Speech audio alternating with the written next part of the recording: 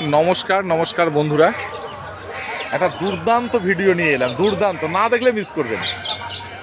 আমি অবাক হয়েছি। এটা পতিরাম হাট। এই হাটটা দেখাচ্ছি, পতিরাম হাট। পতিরাম হাটে এসে যে অভিজ্ঞতার শিকার হলাম, সেটা আপনাদেরকে অনুপ্রাণিত করবে আমার বিশ্বাস।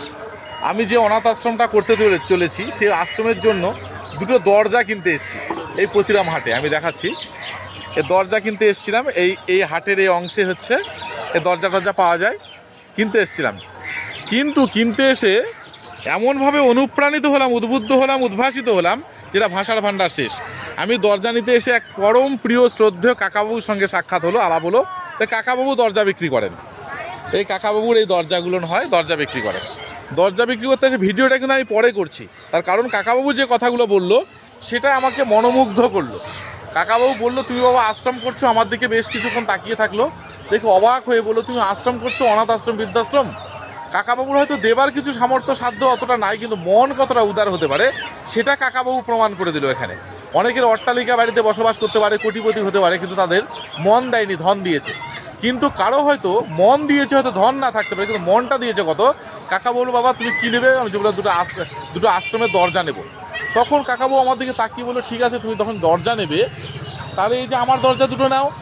নিয়ে এটা আমি তখন দরদাম করতে গেলাম। দরদাম করার পর আমাকে জানালো যে, বাবা তুমি দরজা দুটো এমনি নিয়ে যাও, আমার টাকা দিতে হবে না। এই কথাটা শোনার পর আমার মনে যেটা জেগে উঠলো, সেটা হয়তো আপনাদেরও একই কথা মনে হবে, যে এরকম মানুষ আজও আছে। ভাবা যায় না যে তার হয়তো দেবার সামর্থ্য নাই, কিন্তু তাও উদারভাবে, উদার মনে যেভাবে আমাকে বলে দিল কথাটা, না তাতে আমার বললো যে, না আমি টাকা ছাড়া তো আমি নেব না, আমি টাকা দিয়েই নেবো কাকাবু। কিন্তু তার কথাটা কত বড় মন হলে, কত বড় হৃদয় হলে। কাকাবু এমনি একজন ভক্ত মানুষ, সেটা বোঝাই যাচ্ছে দেখে, অবশ্যই। তা কাকাবু তাই বলেছিলেন তো যে জর্দারের জন্য পয়সা লাগবে না? এই যে বললাম না। তাহলে দেখো, সত্যি মানে ভক্তের চাকর ভগবান বলে একটা কথা আছে। তো মানুষের হচ্ছে ভগবান বিরাজ করে মানুষের মধ্যেই। তো সামান্য আমার কথাটুকু বিশ্বাস করে কাকাবু নিঃসন্দেহে বললো, তার যে দরজা দুটো এমনি নিয়ে যাও বাবা, আমাকে পয়সা দিতে হবে না। তাই বলে, না পয়সা দিয়ে নিবো। বলছে, না তুমি তাহলে পয়সা পরে দিও, তাও ভালো, তুমি আশ্রমের জন্য এই দরজাটা তুমি নিয়ে যাও। তো এরকম মানুষ আজ সমাজে আজও আছে জন্যই হয়তো সমাজে যত কিছু ঘটে যাক না কেন, এরকম মানুষ থাকা মানে আমাদের মতো মানুষরা একটু শক্তি পায়, সাহস পায়, অভয় পায়, আশ্বাস পায়। তো এই বিষয়টা জানার জন্য আমার ভিডিওটা অনুমতি নিয়ে করলাম। কাকাবু বলছে, থাক বাবা, ভিডিও করতে হবে না, দরকার নাই।